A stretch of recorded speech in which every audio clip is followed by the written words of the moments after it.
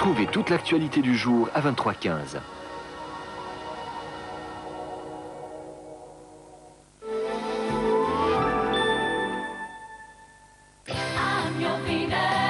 Seule Vénus de Gillette a une tête arrondie, conçue pour épouser vos aisselles et chaque courbe de votre corps. Ces 3 lames vous offrent le plus précis des rasages et une douceur telle que vous vous sentez comme une déesse. Vénus de Gillette.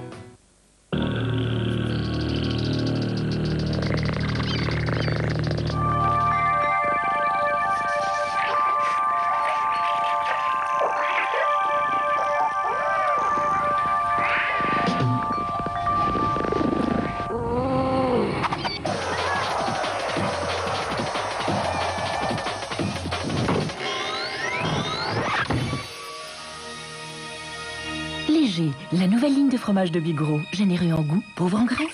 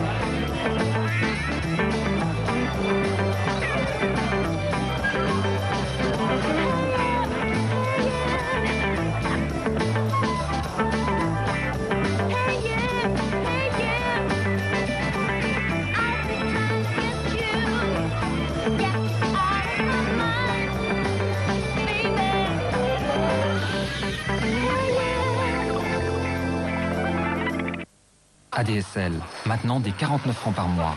0800 86 86 86.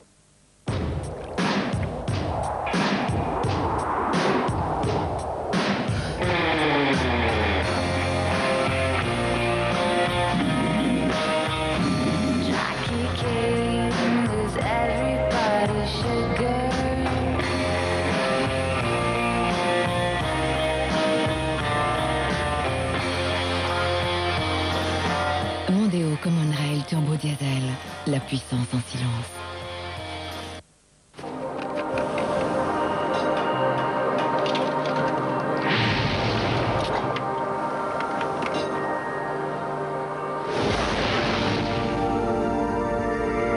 Vous voulez réaliser vos projets. Nous sommes à vos côtés pour toute prestation d'assurance et de services financiers. In good company, Baloise Assurance et Baloise Banque Soba.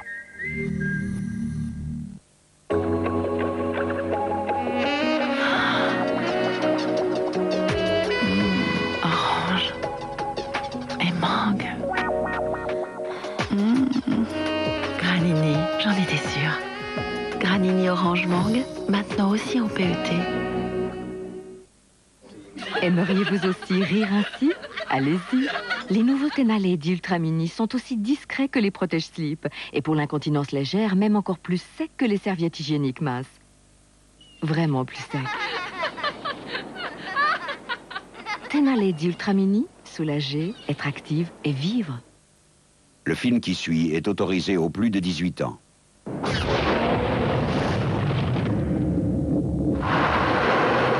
Jean? Jean, qu'est-ce que tu fais? Allez, Jean, c'est à moi de conduire maintenant. Tu m'entends? L'unique manière de vivre les mêmes sensations en toute sécurité est de visiter le site saab.ch ou votre agent Saab.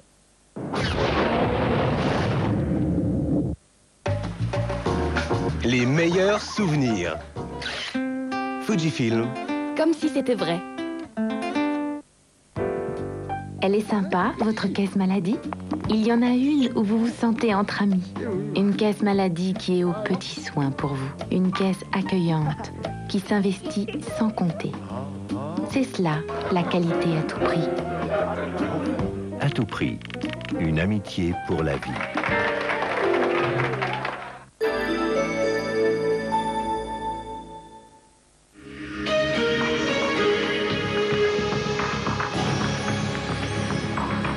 Le ton se durcit en France. Chirac refuse la confrontation avec Le Pen qui prône un référendum pour stopper l'immigration. En Suisse, l'UDC veut faire cesser le processus d'adhésion à l'Europe et inscrire le secret bancaire dans la Constitution. Et puis l'Espagne se déchire autour du gazon vert. Le Real de Madrid gagne sa première manche contre Barcelone.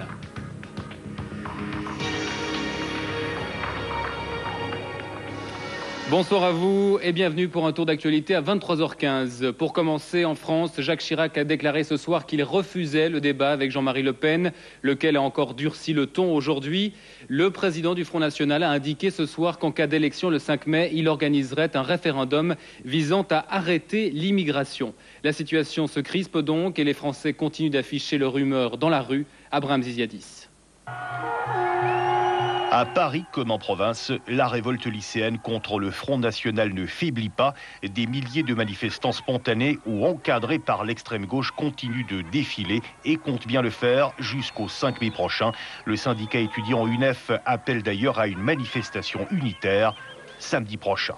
Du côté de l'état-major des partis, c'est l'heure de l'édification d'une union sacrée, car si toutes les formations, gauche, droite confondues ou presque, ont appelé à voter Chirac, la droite tente de retrouver une concorde en prévision des législatives. Les cadres de la droite réunis aujourd'hui tentaient de mettre au point un mouvement pour la majorité présidentielle, non sans difficulté.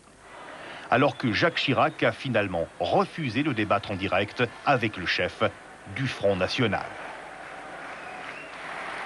Tous, nous sommes réunis dans l'appartenance à la nation française, par le refus de l'extrémisme, du racisme, de l'antisémitisme, de la xénophobie.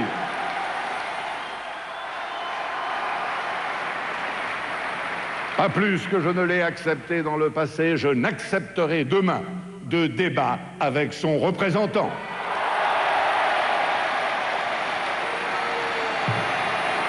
C'est le fait que le président de la République sortant refuse de débattre démocratiquement avec l'adversaire que le peuple lui a choisi.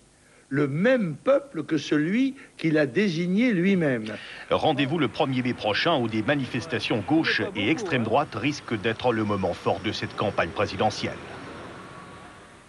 Et l'une des questions qui fâche en France et sur laquelle Jean-Marie Le Pen a axé sa campagne, c'est celle de l'Europe. Nos confrères de la RTBF se sont rendus à la frontière franco-belge dans la ville de Valenciennes pour interroger les citoyens sur ce thème en posant la question « Et si la France sortait de l'Europe ?»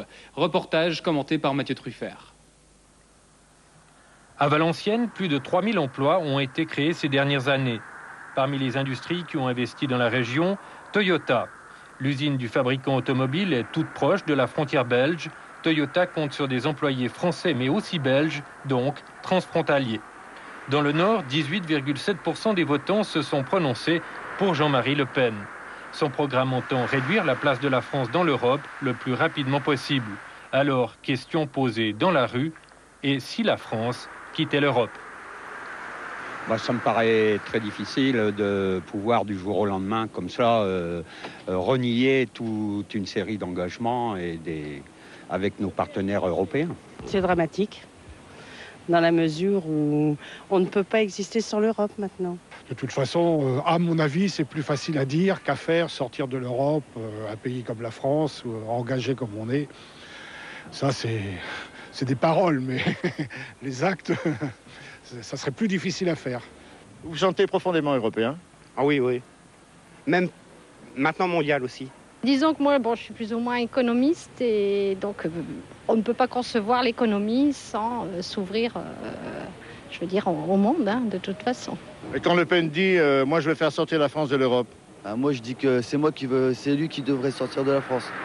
Situation paradoxale donc. Malgré les 19% de vote Le Pen, le sentiment européen semble bien être une réalité populaire à Valenciennes.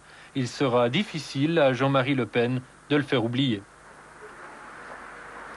On apprend ce soir que le gouvernement israélien revient sur l'accord qui avait donné à la venue d'une équipe de l'ONU à Jenin.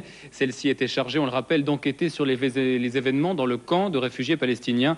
En réaction, le Conseil de sécurité des Nations Unies a décidé d'une réunion d'urgence ce soir, une réunion qui a encore lieu en ce moment même.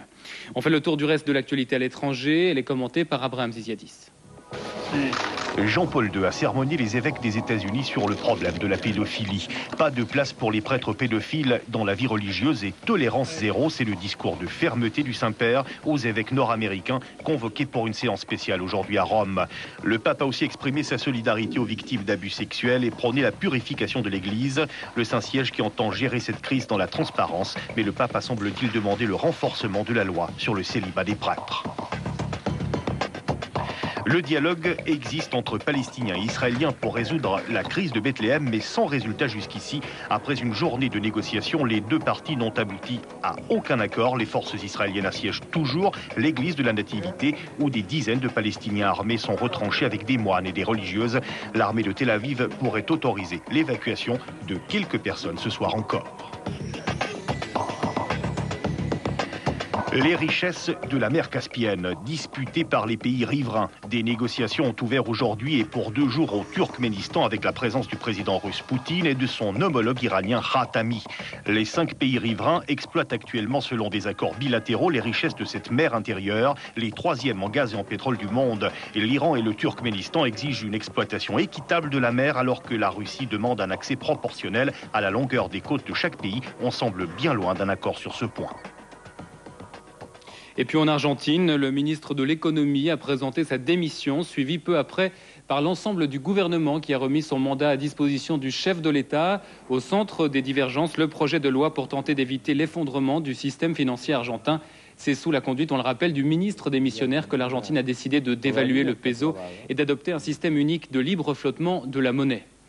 Je vous propose de faire le tour de l'actualité du jour dans notre pays. Elle est commentée par Laurence Guimperlé. Le secret bancaire à nouveau au centre des négociations bilatérales. L'UDC a demandé aujourd'hui d'inscrire ce principe sacro-saint dans la Constitution fédérale, histoire de mieux résister aux pressions européennes. Le parti déposera en juin une initiative parlementaire allant dans ce sens. Pas touche au secret bancaire, a rappelé aujourd'hui avec force Uli Maher, le président de l'UDC. Une façon de faire monter la pression sur le gouvernement. Le Conseil fédéral pourrait en effet aborder cette question demain, mais il ne devrait pas prendre de décision avant plusieurs semaines. Coop va fermer 2 centrales de distribution, une à Genève et une en Valais. Environ 300 employés sont concernés par ces fermetures. Le groupe assure toutefois qu'il n'y aura aucun licenciement. Dans le plan initial de restructuration des centrales, seule celle de Genève devait subsister en Suisse romande. Mais aujourd'hui, Coop préfère en construire une nouvelle près de Lausanne. Ajoutons par ailleurs que le numéro 2 du commerce de détail en Suisse a renoué avec les chiffres noirs en enregistrant l'an dernier un bénéfice de 302 millions. Pour beaucoup d'entre nous, son nom est associé à cette petite musique. Charles Feugelet est décédé à l'âge de 79 ans. Il était le père des magasins de chaussures et de vêtements du même nom, des magasins qui emploient plus de 8500 personnes en Suisse, Allemagne, Autriche, Belgique et Pays-Bas.